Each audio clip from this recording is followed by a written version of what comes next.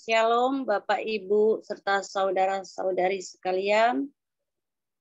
Selamat bergabung pada Sensura Morum, kebaktian persiapan perjamuan kudus yang kita lakukan secara virtual pada malam ini. Sebelumnya, kebaktian malam ini bersama kita ambil waktu sejenak untuk bersaat teduh.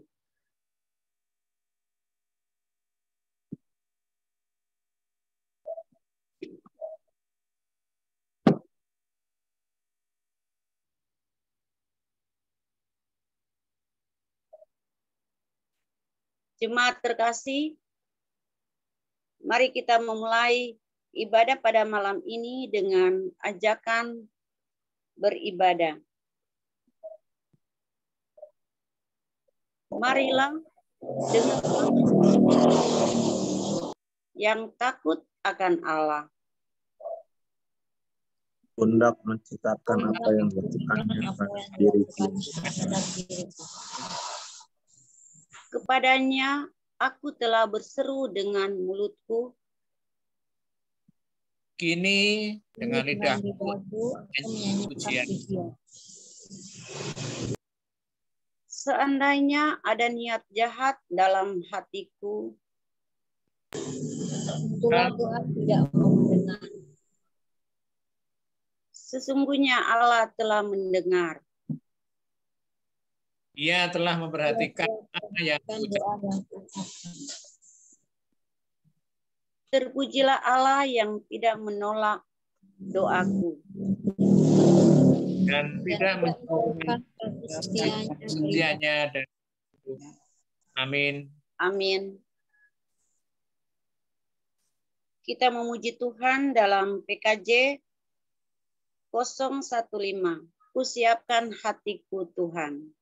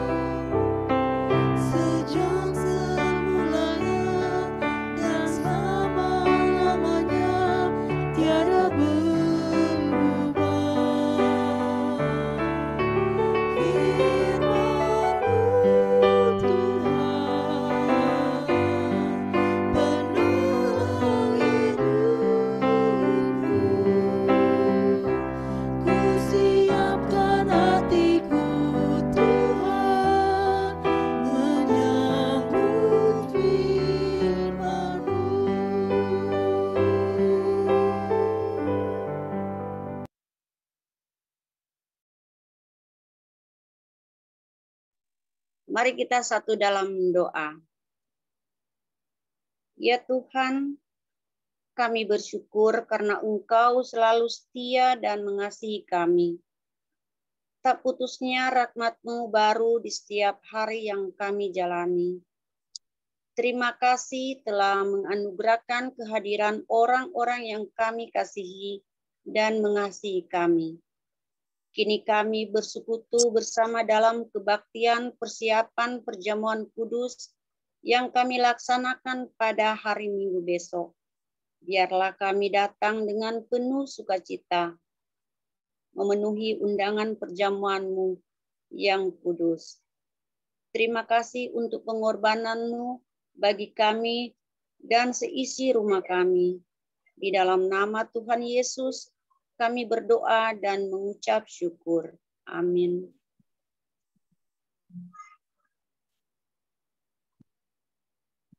Kita memuji Tuhan kembali dengan PKJ 199. Dulu ku tertindik dosa.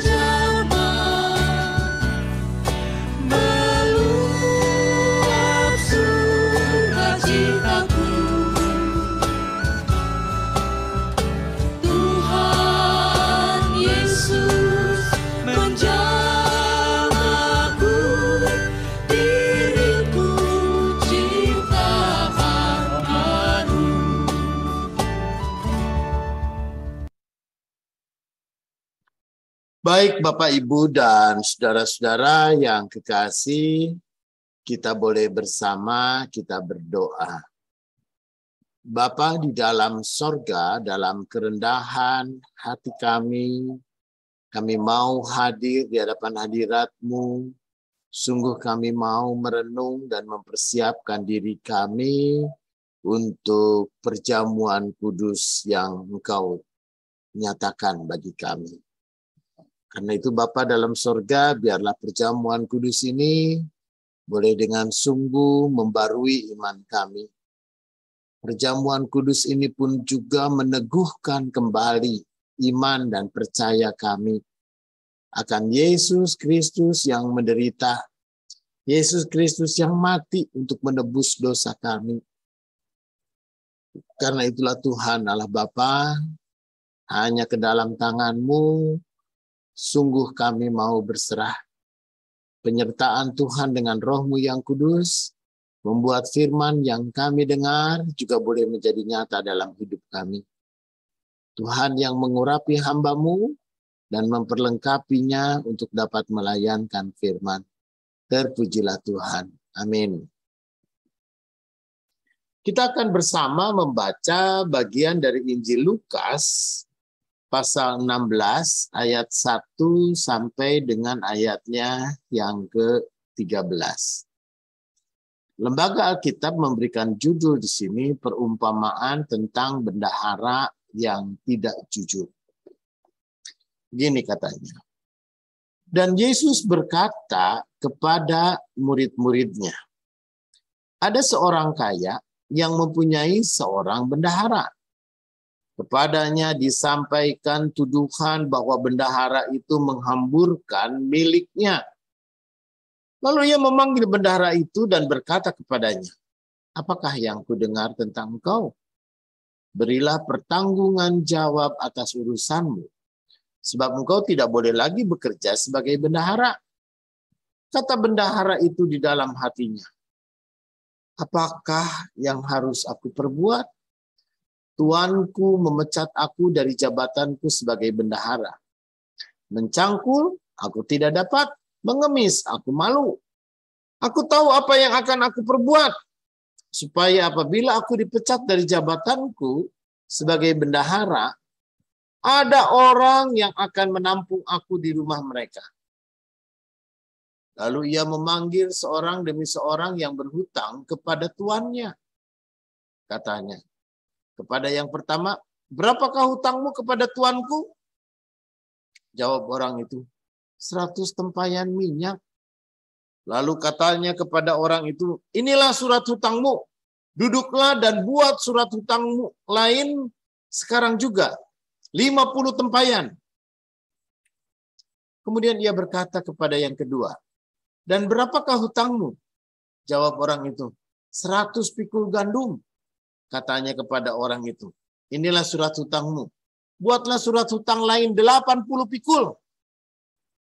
Lalu Tuhan itu memuji bendahara yang tidak jujur itu.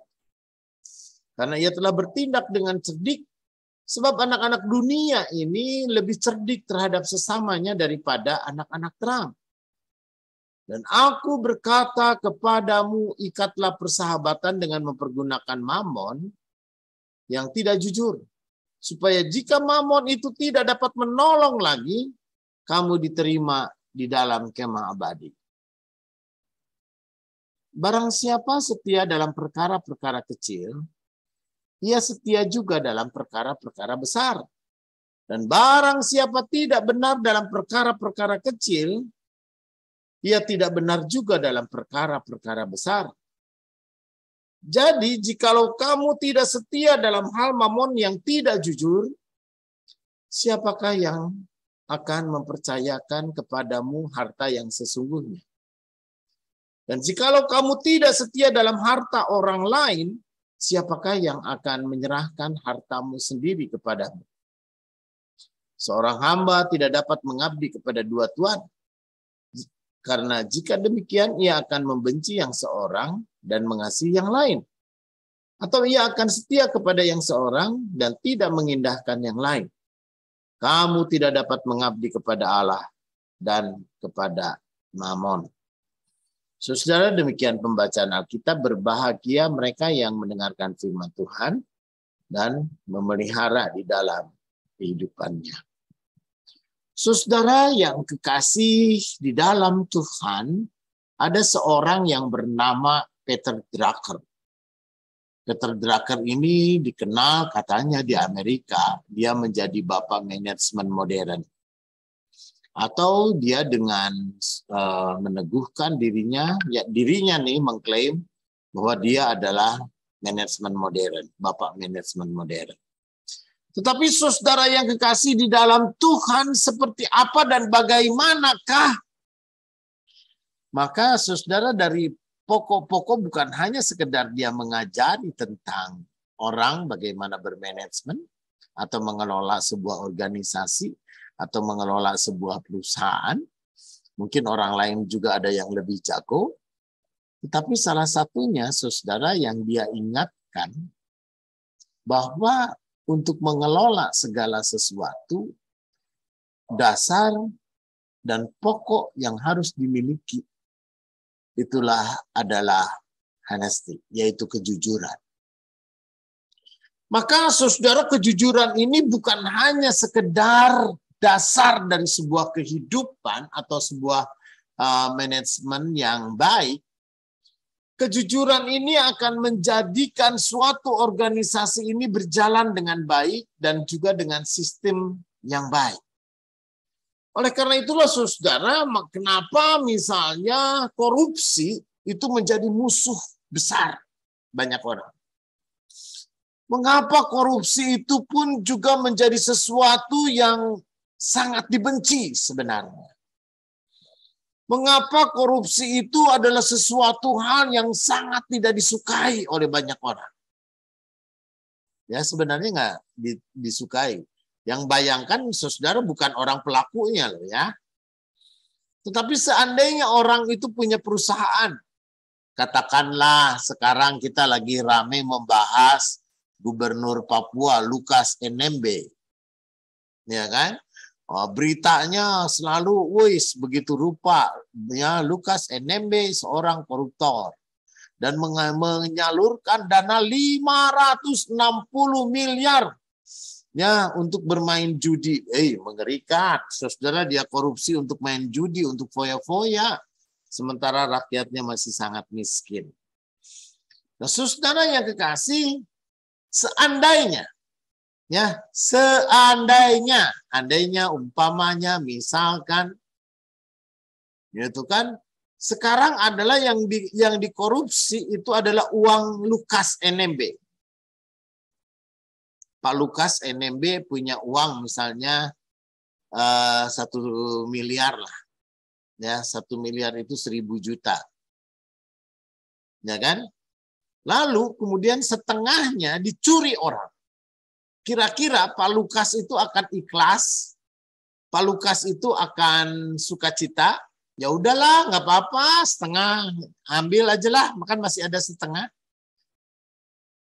Saudara, kalau orang itu terjadi atau pencurian itu terjadi kepada dirinya, orang yang miliknya, orang yang punya, lalu kemudian dicuri orang, maka dia akan marah.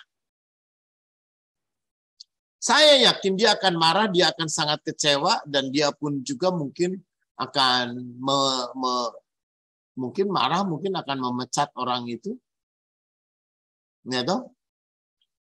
Tetapi saudara, kalau pelaku, ya kayak si Lukas sendiri, dia menggelapkan uang negara, atau dia menggelapkan uang dana otonomi khusus, karena dia sebagai pencuri, ya, maka ketika dia diancam, dia berupaya untuk melindungi ataupun juga lari dari jeratan hukum.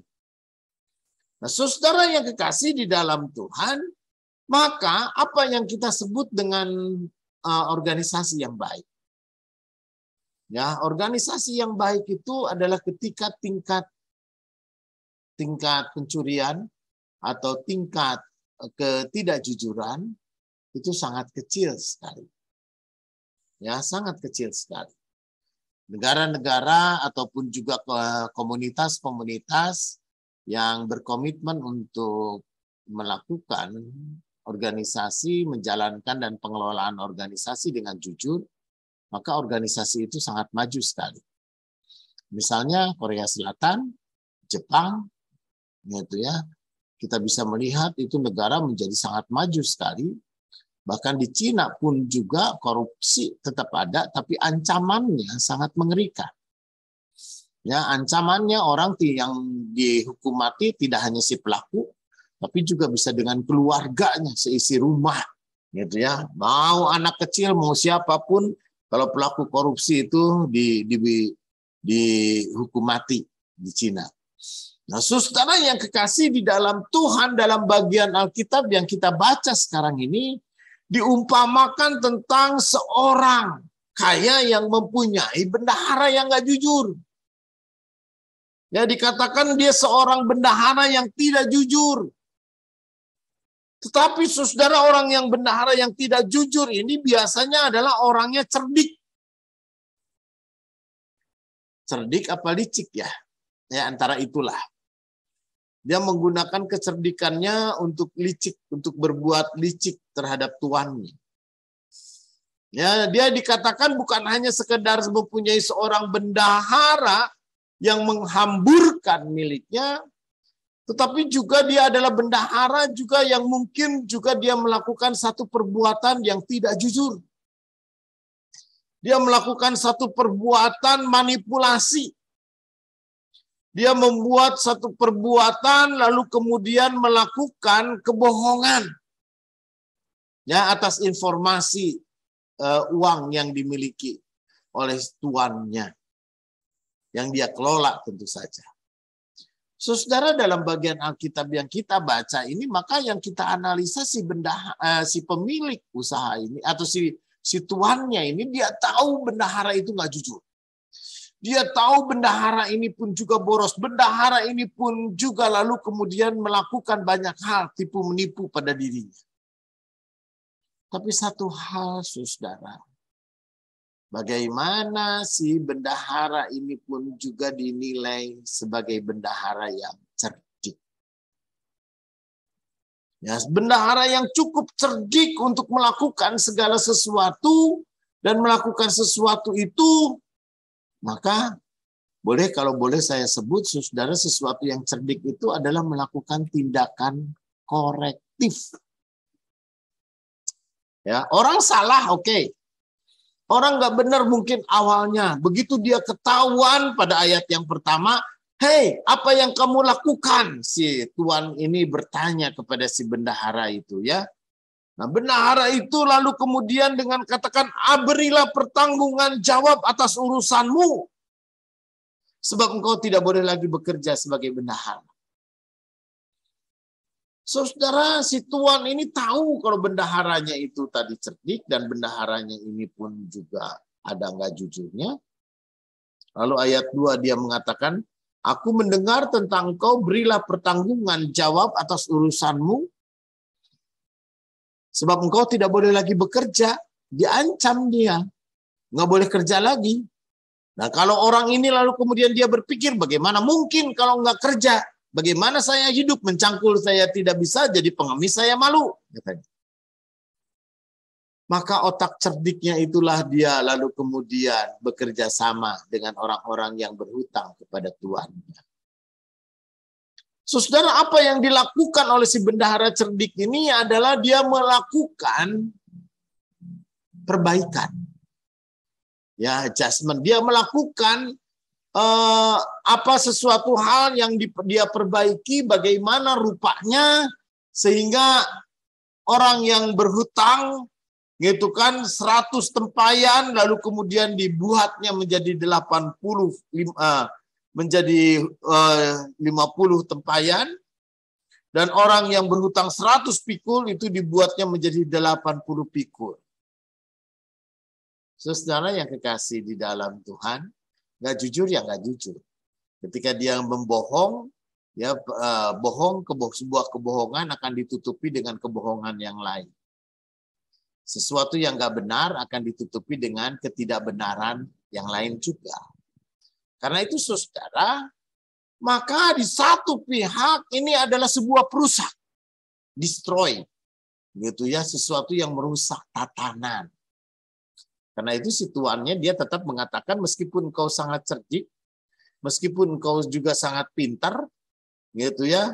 Ayat 8 memuji bendahara yang tidak jujur karena tindakannya yang cerdik. Dan anak dunia ini memang lebih cerdik daripada anak-anak terang. Itu ya, mereka lebih cerdik kalau melakukan sesuatu kebohongan, tipu menipu, lalu kemudian korupsi, lalu kemudian manipulasi. Ya, anak dunia ini jauh lebih pintar katanya. Beda dengan anak-anak terang. Itu tetapi yang paling utama pada saat ini, saudara, ada hal yang diingatkan oleh firman Tuhan.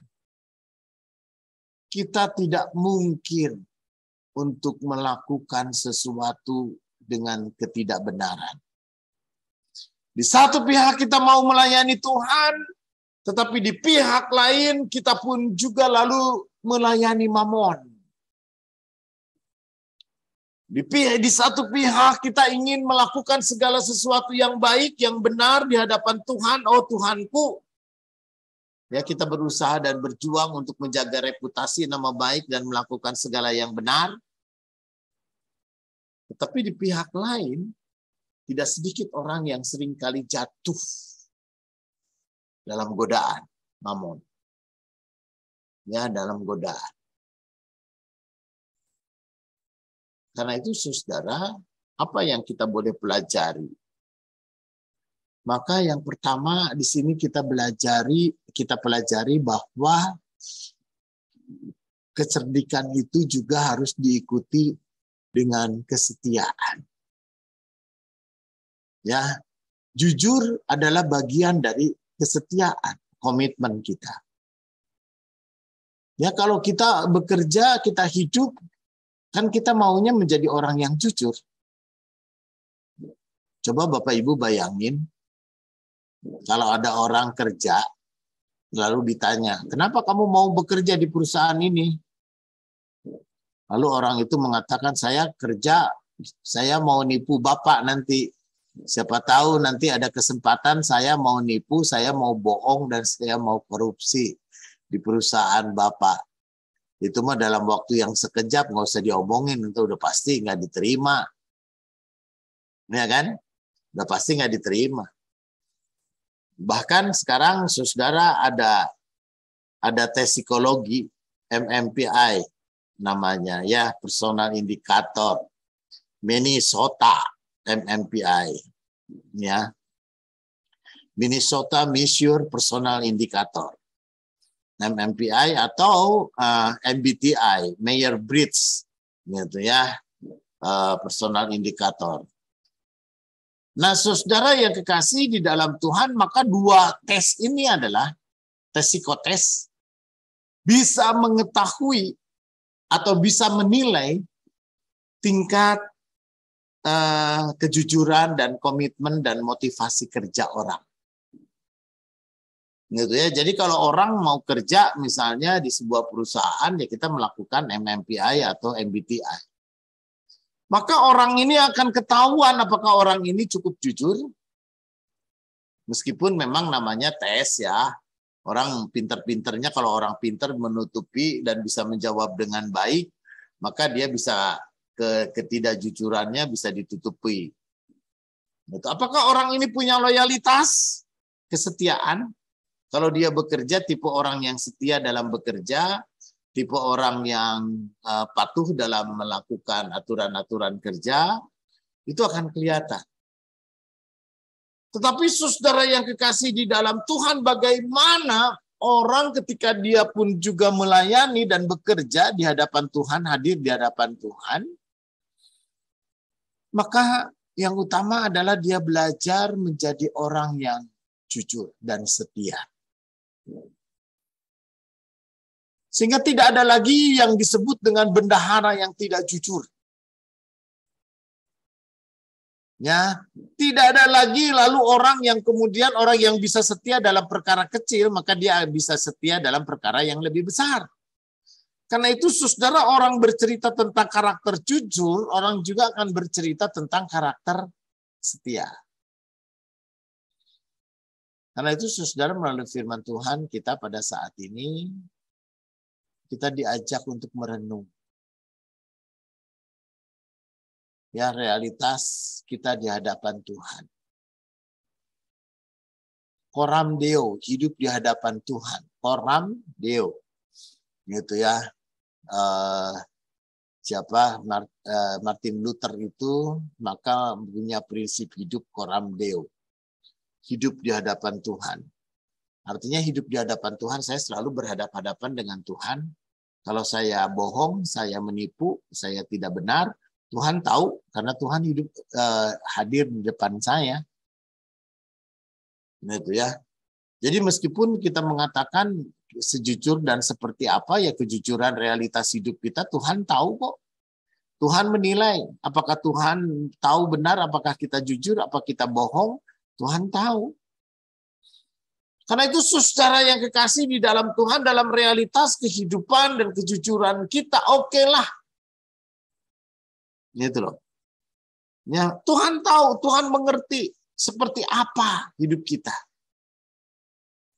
Kalau kita memang gudang kesalahan dan manusia yang berdosa, kata Tuhan, ya udah nggak apa-apa. Tapi yang paling utama, Tuhan ingatkan, ya, kita belajar hidup lebih jujur lagi. Kita diingatkan untuk kita belajar lebih benar lagi. Ya, menjadi dalam bagian cerita kisah tentang bendahara yang gak jujur ini mengingatkan kita di hadapan Tuhan, hiduplah dengan jujur. Hiduplah dengan baik. Karena Tuhan tahu dan Tuhan tahu benar apa yang kita perbuat. Dan yang kedua, saudara, memang ketika kita jujur di hadapan Tuhan, maka di sanalah kita ditantang untuk setia. Setia hidup di dalam Tuhan. Setia hidup di dalam segala hal, perkara hidup kita di hadapan Tuhan. Karena itu saudara yang kekasih di dalam Tuhan, Tuhanlah yang tahu benar siapa kita. Nah, melalui firman Tuhan kita pada saat ini, kita merenung. Ketika kita akan melangkah di meja perjamuan kudus, saudara, kita diingatkan ulang. Jadi perjamuan kudus ini bukan untuk orang yang tidak dosa. Siapa orang tidak dosa? Perjamuan kudus ini bukan diuntukkan untuk orang-orang yang tidak punya salah. Nah, kita semua punya salah. Jadi kalau kita hidup selama ini, kita seringkali bohong dan tidak jujur, karena kita akan hadir di meja perjamuan Tuhan, baiklah kita membangun hidup, ya, tekad untuk memperbaiki diri. Kita hadir di meja perjamuan kudus itu dengan satu harapan dan keinginan yang kuat untuk kita memperbaiki diri kita. Kita mengubah kehidupan kita menjadi lebih baik. Kita terus berjuang dan berupaya untuk membuat kehidupan kita pun juga berubah dan diubahkan, supaya kita bisa lebih menampilkan citra Kristus dimanapun kita berada. Karena itulah saudara, ketika kita hadir di meja perjamuan kudus, kita hadir dengan penyertaan dan pimpinan Tuhan untuk kita terus diperbaharui di dalam kehidupan kita. Amin.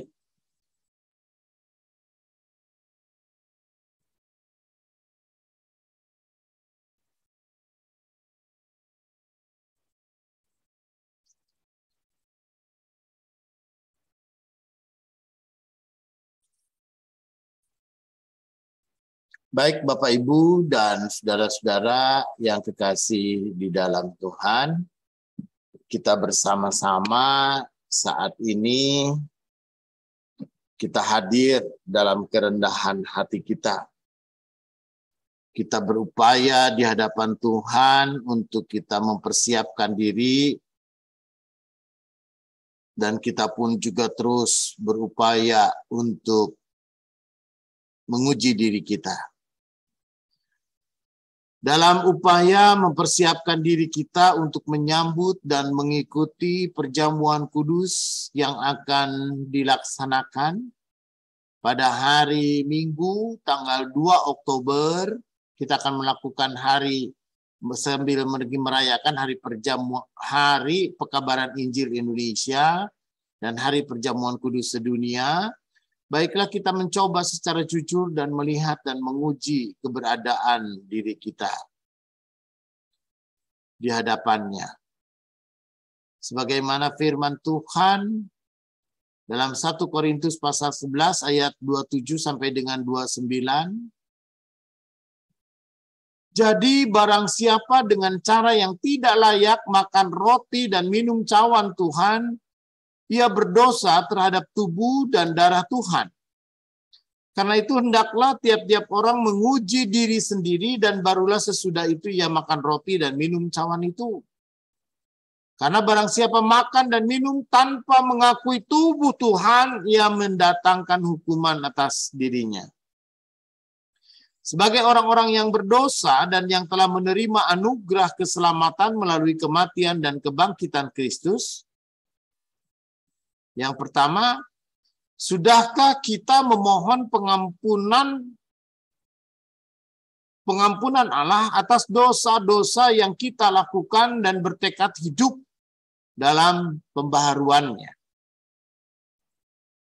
Yang kedua, sudahkah kita juga meminta maaf kepada sesama dan memaafkan sesama yang bersalah kepada kita?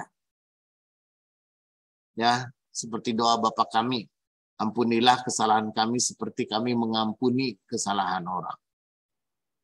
Yang ketiga, sebagai persekutuan orang percaya, sudahkah kita melaksanakan panggilan Tuhan untuk hidup dalam kasih dan setia melakukan kehendak-Nya? Karena itu, saudara, marilah kita merendahkan diri. Kita menyampaikan permohonan di hadapan Tuhan agar kita dilayakkan untuk ambil bagian dalam perjamuan kudus pada hari Minggu nanti. Kita tundukkan kepala.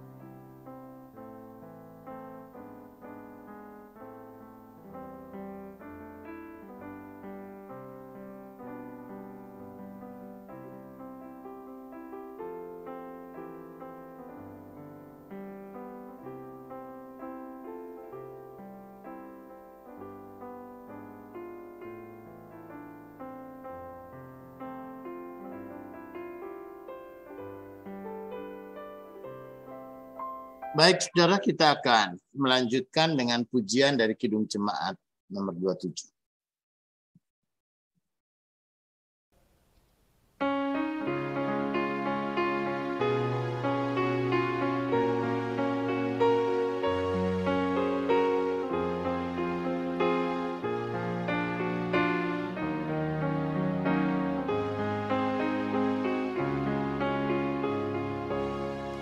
Meski tak layak diriku, tetapi karena darah-Mu dan karena Kau memanggilku, ku datang Yesus padamu.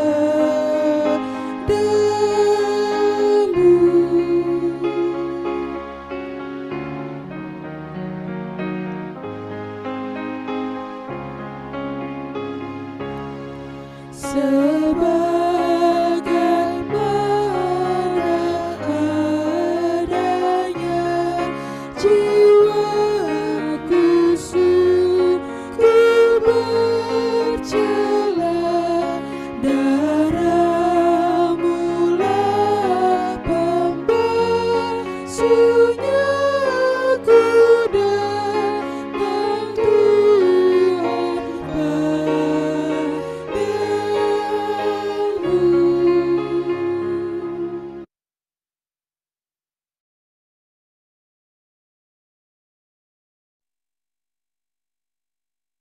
Kita masuk dalam persembahan. Untuk menghantar persembahan, kita ambil dalam Ulangan pasal 8 ayat 17 sampai 18. Maka janganlah kau katakan dalam hatimu, kekuasaanku dan kekuatan tangankulah yang membuat aku memperoleh kekayaan ini. Tetapi haruslah engkau ingat kepada Tuhan Allahmu, sebab Dialah yang memberi kepadamu kekuatan untuk memperoleh kekayaan, dengan maksud meneguhkan perjanjian yang diikrarkannya dengan sumpah kepada nenek moyangmu, seperti sekarang.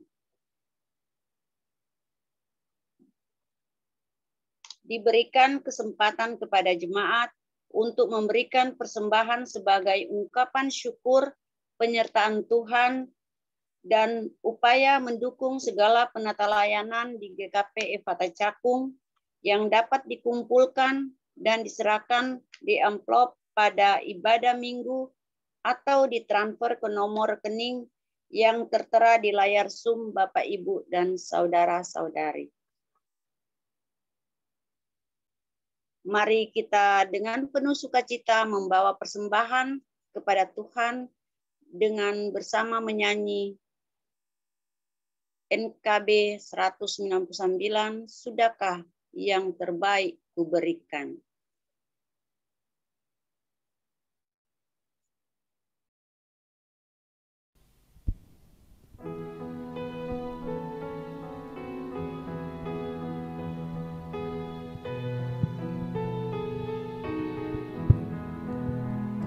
Sudahkah yang terbaik ku berikan kepada Yesus Tuhanku, besar pengorbanannya di Kalvari, diharapnya terbaik dariku.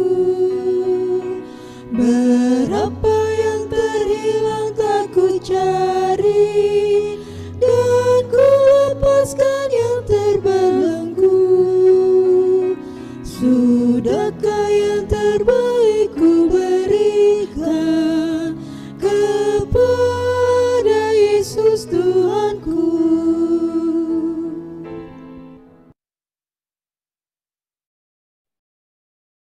Baik Bapak, Ibu, dan Saudara, mari kita bersama kita berdoa.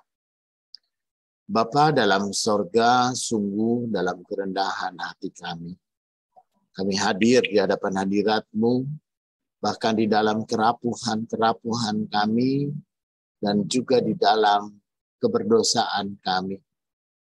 Sungguh Tuhan, kami punya Tuhan yang begitu baik.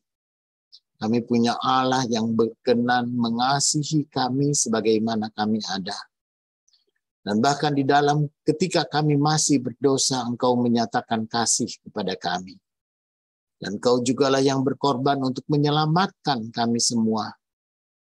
Karena itu Tuhan, melalui perjamuan kudus ini kami diingatkan akan pengorbanan dan kematian Tuhan Yesus untuk menyelamatkan dan menebus dosa kami.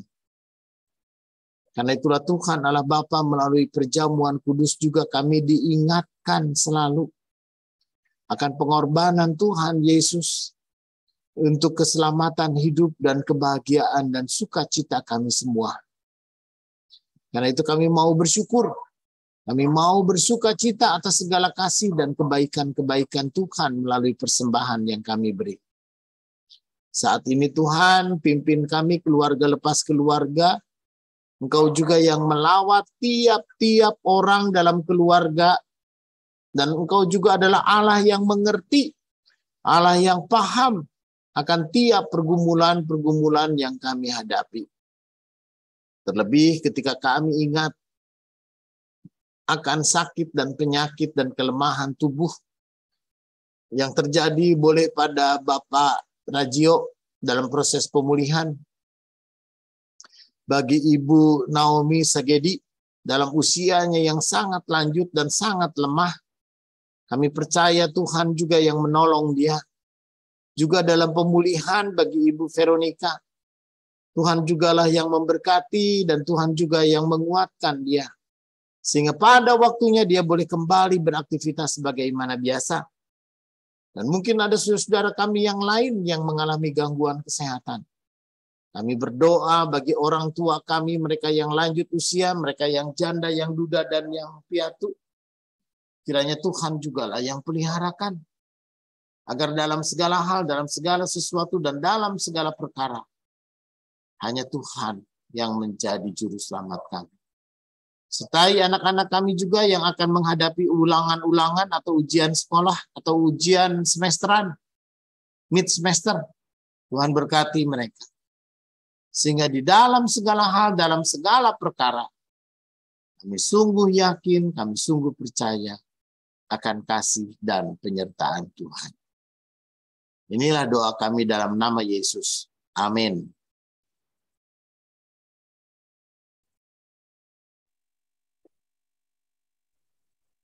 Sebelum kita masuk dalam berkat, kita menyanyi dengan pujian Kidung Jemaat 178, Karena Kasih-Nya Padaku.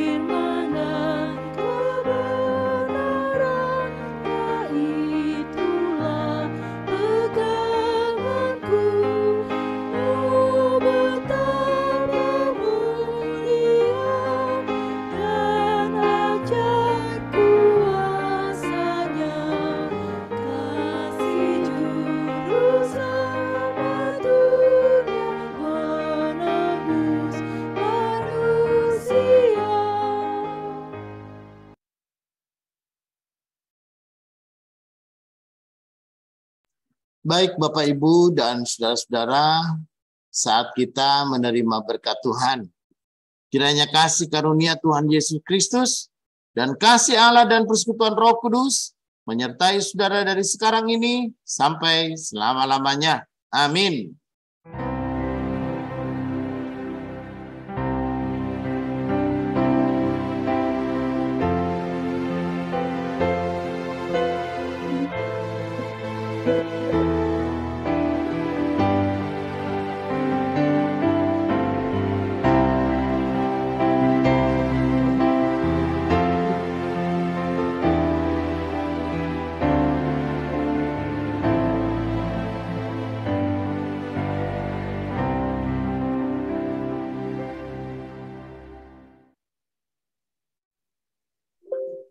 Terima kasih Pak Pendeta atas firman. Sama-sama.